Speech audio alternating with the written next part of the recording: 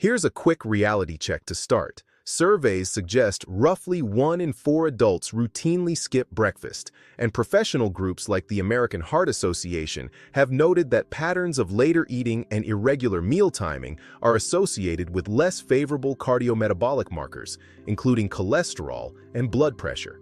Now pair that with something many of us do without thinking, grabbing a late snack in front of the TV, and you've got a question worth asking after 50. Is the timing of your food, especially at night, quietly nudging LDL and triglycerides in the wrong direction? We'll keep this simple and practical. I'll explain things in plain English and point to reputable research along the way, but remember this is educational information, not personal medical advice. Your own situation, medications, and goals matter. Talk with your clinician before making big changes. Picture a typical evening. Dinner gets delayed or skipped because you were busy. By 10:30 p.m., hunger is loud, willpower is low, and the kitchen becomes a vending machine. A couple of handfuls of chips, a slice of cheese, maybe a bowl of sugary cereal. It feels small in the moment, but your body's clock, the same internal system that helps set your sleep, treats timing like a signal. Your metabolism is like a dishwasher that runs best when the kitchen is winding down. Load in a greasy pan at the last minute, and the cycle has to work harder with less time to dry. Late, high-calorie, high-saturated fat snacks may keep triglycerides elevated overnight and can make your morning numbers a little harder to love. So here's the most common mistake I see: under-eating or chaotic eating earlier in the day, then panic snacking late. If that sounds familiar, let's walk through a simple, evidence-aware fix you can customize. Step 1 is setting a lights out for large meals window. A practical starting point is to finish your last substantial meal 2 to 3 hours before you plan to sleep. The exact number isn't a hard rule, but the idea is to shift more of your daily calories and fat earlier when your body handles them more efficiently. A scientific statement from the American Heart Association has highlighted that irregular meal timing and late-night eating patterns are linked with higher cardiometabolic risk, while consistent patterns and earlier calorie distribution are linked with better health markers.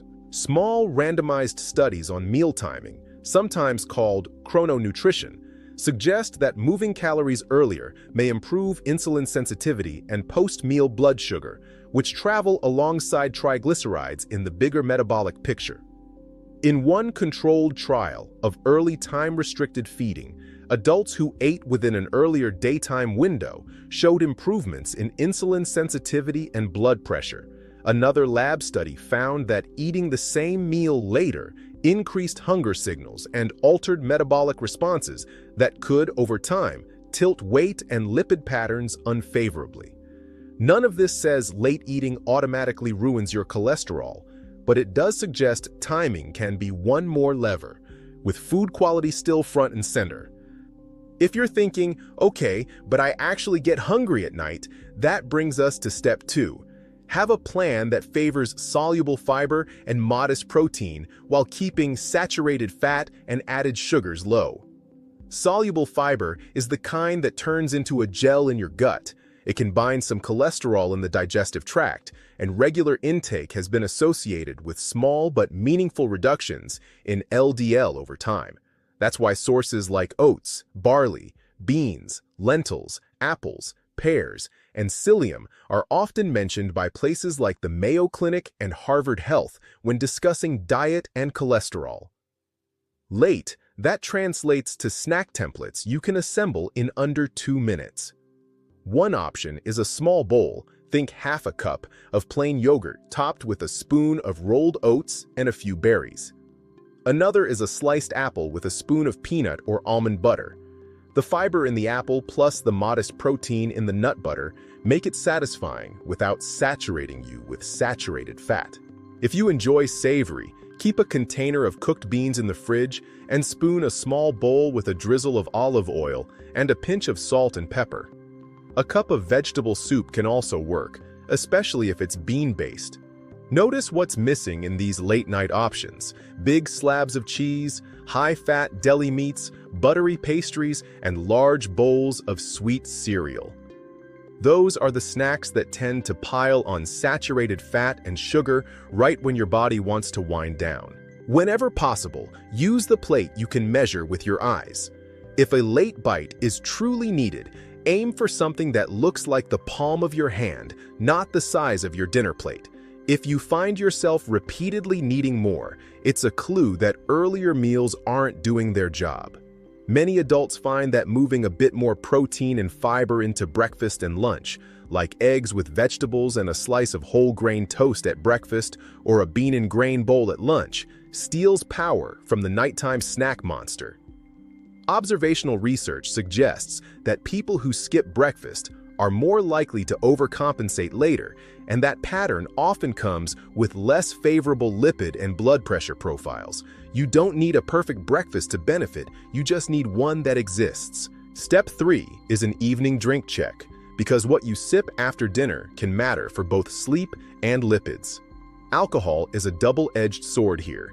Even modest amounts can raise triglycerides in some people, and for many, alcohol close to bedtime disrupts sleep quality, which in turn makes the next day's cravings louder. If you enjoy a drink, moving it earlier with food, keeping portions conservative, or swapping some evenings for a non-alcoholic option may help.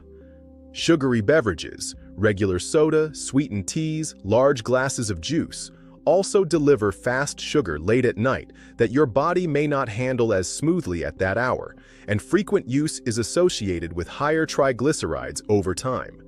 On the flip side, water, sparkling water with a squeeze of citrus, or herbal tea are boring in the best way. If you like coffee after dinner, remember that unfiltered coffee, like French press or espresso, contains compounds such as cafestol that can raise LDL in some people. Filtered coffee removes much of that.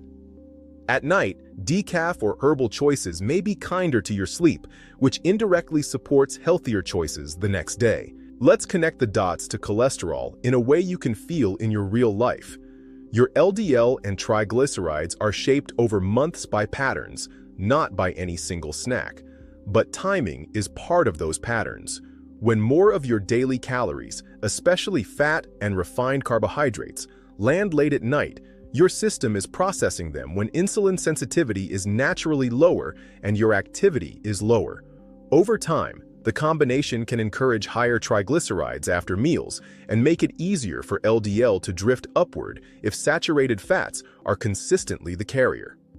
Meanwhile, shifting more calories earlier within a balanced, enjoyable pattern like a Mediterranean-style approach tends to pair with higher fiber, more unsaturated fats, and consistent meal times, which studies link with better lipid profiles.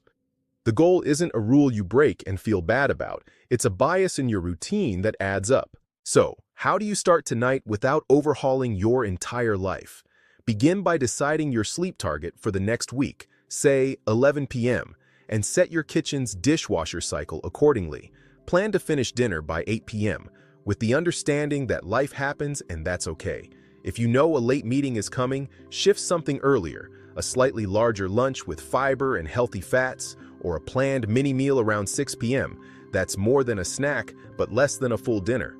The point is to arrive at your evening with your hunger already respected, not ignored. If a late bite is needed, pre-decide what it will be. Write it on a sticky note on the pantry door. Half-cup yogurt with oats and berries, apple plus peanut butter, small bean bowl, a handful of walnuts and a clementine. Put those ingredients at eye level. Hide the impulsive choices. If chips are a trigger, don't keep family-sized bags within reach. If cheese is your reflex, slice a small portion ahead of time and pair it with something fibrous like cherry tomatoes or whole grain crackers, rather than eating straight from the block. Most people find that pairing timing with a simple swap brings the best results. For cooking fats, favor olive oil over butter most days. For proteins, fish or legumes more often than processed meats. For grains, oats or barley more often than refined options. This is classic Mediterranean-style eating, which multiple studies associate with improved lipid profiles, especially when it replaces saturated fats with unsaturated fats and raises fiber. You don't need to be perfect or give up foods you love. You just need to tilt the table toward choices that help your numbers over time. Now, let's fold in the 3-step plan you can put on your fridge. First, track. For the next 7 nights, jot down what time you finished your main evening meal, what time you actually went to bed, and any late snacks or drinks you had after dinner. Just the basics. No calorie counting required. Note how you feel the next morning. Sluggish or steady, hungry or satisfied.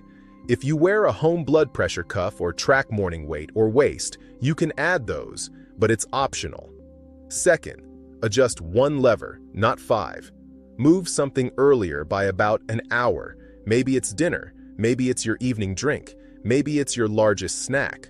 Or make one late snack a fiber-forward option instead of a high-saturated fat choice. Keep this change for 7 nights and observe without judgment.